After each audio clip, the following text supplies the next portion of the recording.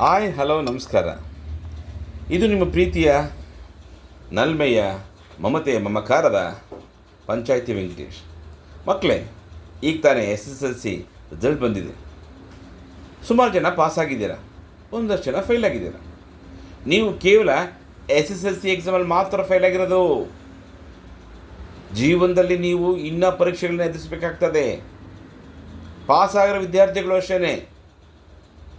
ತುಂಬ ಮಾರ್ಕ್ಸ್ ತೊಗೊಂಡ್ಬಿಟ್ಟಿದ್ದೀನಿ ನಾನು, SSLC ಏನೋ ಸಾಧನೆ ಮಾಡಿಬಿಟ್ಟಿದ್ದೀನಿ ಅಂದ್ಕೊಂಬೇಡಿ.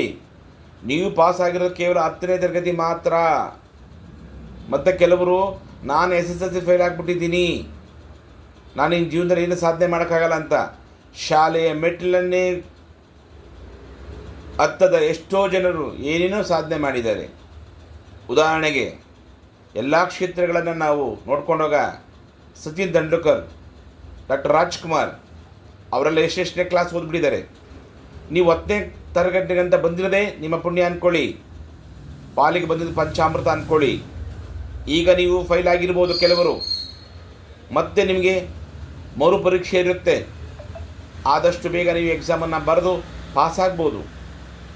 ಈಗಲಿಂದ ಕೂತ್ಕೊಂಡು ಓದಿ. Daily 1 page Kannada, 1 page Hindi, 1 page English, hand writing ಬರೀರಿ. ಒಂದು ಪುಸ್ತಕ ನಾನು ಓದಿದ್ದೆ, ಇದು ಹ್ಯಾಂಡ್ ರೈಟಿಂಗ್ ಅಲ್ಲ, ಮೈಂಡ್ ರೈಟಿಂಗ್ ಅಂತ. ಹೌದು, ನೀವು ಬರೆದಂಥ ಬರವಣಿಗೆ ಅವರು ಪರೀಕ್ಷೆಯಲ್ಲಿ ನೋಡ್ತಾರೆ ವಿನಃ ನಿಮ್ಮನ್ನು ನೋಡಲ್ಲ. ನಿಮಗೆ ರಿಜಿಸ್ಟರ್ ನಂಬರ್ ಕೊಟ್ಟಿರ್ತಾರೆ, ನಿಮ್ಮ ಹೆಸರು ಸಹ ನಿಮ್ಮ ಉತ್ತರ ಪತ್ರಿಕೆಯಲ್ಲಿ ಇರಲ್ಲ ಅನ್ನೋದ್ರ ಮರಿಬೇಡಿ. ದಯವಿಟ್ಟು ನಿಮಗೆ ನಾನು ಕೈ ಮುಗಿದು ಒಂದು ವಿಚಾರ ಕೇಳ್ಕೊಳ್ತೀನಿ, ಕೇಳಿ. ಧೈರ್ಯ ಮಾತ್ರ ಕೇಳಬೇಡಿ. ಯಾವುದೇ ಕಾರಣಕ್ಕೂ ಹಾಗೆ ಹೀಗೆ ಹೆಚ್ಚು ಮಾಡ್ಕೊಳೋಂಥ ಕೆಟ್ಟ ಧೈರ್ಯ ನೀವು ಮಾಡಬೇಡಿ. ದಯವಿಟ್ಟು ಎಷ್ಟೋ ತರಗತಿಗಳಲ್ಲಿ ಎಲ್ಲರೂ ಫೈಲ್ ಆಗಿದ್ದವರೇ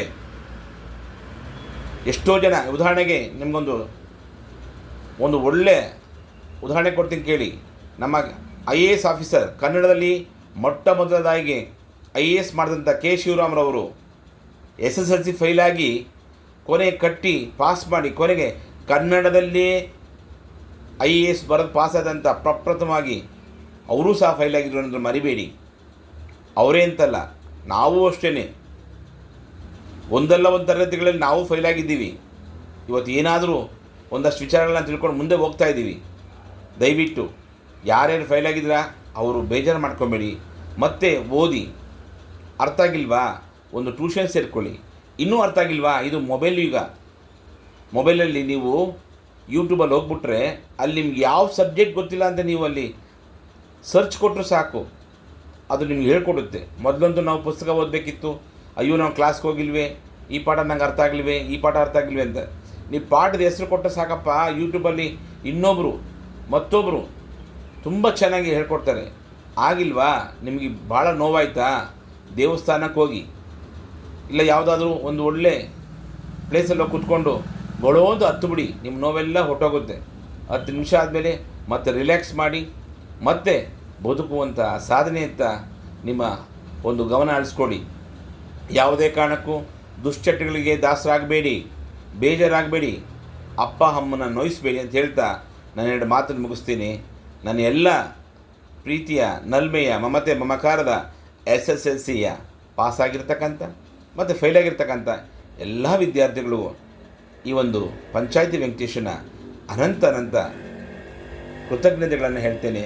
ನನ್ನ 2 ಮಾತನ್ನು ಕೇಳಿ ನನ್ನ ಮನದಾಳದ ಈ 2 ಮಾತುಗಳನ್ನು ನಿಮ್ಮಲ್ಲಿ ಹಂಚ್ಕೊಳ್ಳಲಿಕ್ಕೆ ಅವಕಾಶ ಮಾಡಿಕೊಟ್ಟದ್ದು ನಿಮ್ಮೆಲ್ಲರನ್ನು ಹೊಂದಿಸುತ್ತಾ ನನ್ನ 2 ಮಾತನ್ನು ಮುಗಿಸ್ತೀನಿ. ಜೈ ಹಿಂದ್, ಜೈ ಕರ್ನಾಟಕ. ಮತ್ತೆ ಧನ್ಯವಾದಗಳು.